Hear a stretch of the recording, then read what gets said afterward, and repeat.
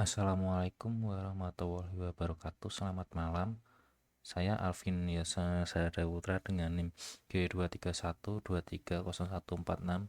Di sini saya akan mempresentasikan hasil proyek akhir saya dari mata kuliah data mining. Langsung saja untuk yang pertama ini saya mengimport Pandas sama NumPy ini buat mengolah tabel dan angka. Jadi ini mengatur agar semua kolom data tampil utuh di layar dan untuk yang warning filter ini buat sama warning filter ini sama PD set ini itu buat menyembunyikan pesan peringatan. Jadi karena datasetnya ini nggak tahu kenapa, jadi datasetnya itu kalau misalnya tanpa warning filter ini datasetnya itu tetap muncul, tapi di bawahnya tuh kayak ada warning dataset, kayak ya warning dataset gitu, sama banyak gitu, jadi kayak hasilnya kurang rapi. Jadi ini saya buat filter warning ini biar hasilnya nanti di tabel yang ini nanti lebih rapi gitu. Oke, untuk yang kedua yang ini DFPD rate ini buat uh, ini saya memasukkan datasetnya ini dari Google Drive. Ini buat ya, ini datasetnya ini dari Google Drive, saya ambil dari Kaggle. Ini buat DF headnya, ini buat ngecek data dari baris teratas, jadi datanya tuh biar bisa terbaca dengan benar.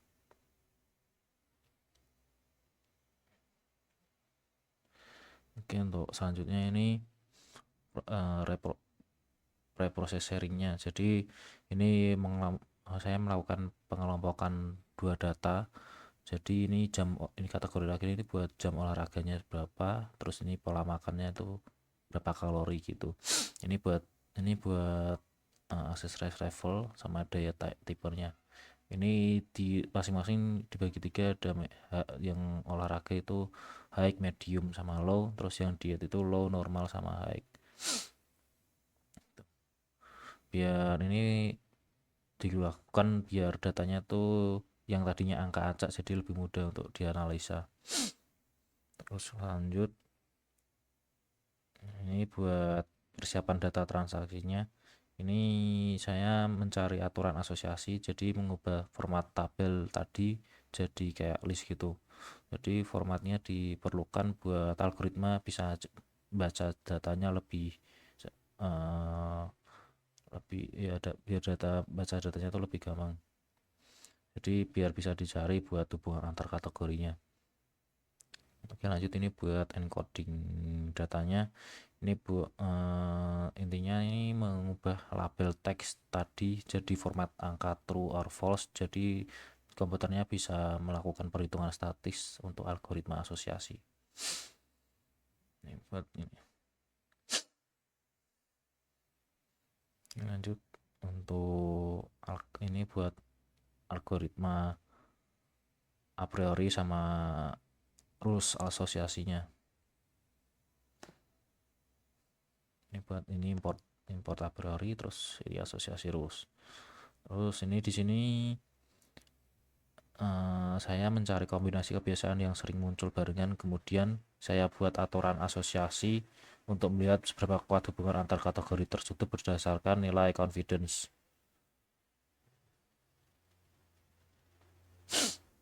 Oke, lanjut, untuk rules ini buat ngerapiin tabel, jadi hasilnya itu biar bisa mudah dibaca. Jadi saya bisa menampilkan kolom-kolom penting seperti sebab, ini sebab absence ini, terus akibatnya. Terus ini buat dibulatin sedikit biar tiga angka ini buat lebih simpel aja sih gitu. Ini terus lanjut, ini buat persiapan Keymeans-nya, jadi scalingnya ini standar scaler. Ini saya masukkan metode kedua, yaitu clustering. Sebelum dijalankan saya melakukan standarisasi data. Jadi ini penting supaya perbedaan skala antara jam olahraga dan jumlah kalori tidak mengganggu keakuratan hasil pengelompokan. Oke, selanjutnya ini buat persiapan modeling Keymen's-nya. Ini saya import Keymen's di sini. Terus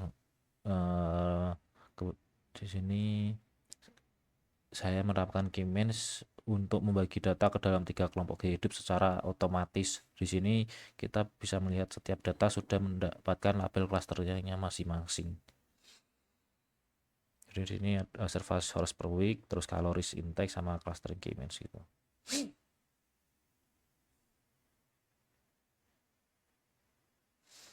Ini lanjutnya setelah dikelompokkan, saya menghitung rata-rata jam olahraga dan kalori di tiap klaster. Di sini kita bisa melihat profil tiap kelompok, misalnya mana kelompok yang gaya hidupnya sehat dan mana yang tidak. Oke, lanjut. Sebagai validasi saya menggunakan metode hierarchical clustering. Saya membagi data ke dalam 3 kelompok lagi untuk melihat apakah hasilnya tetap konsisten jika dibandingkan dengan metode Keymen's sebelumnya. Oke, terus selanjutnya ini terakhir saya buat lagi ringkasan rata-ratanya dengan membandingkan hasil dari semua metode ini. Saya bisa menarik kesimpulan yang kuat tentang bagaimana pola hubungan antara olahraga dan kebiasaan makan pada dataset ini. Oke, terima kasih atas perhatiannya. Wassalamualaikum warahmatullahi wabarakatuh.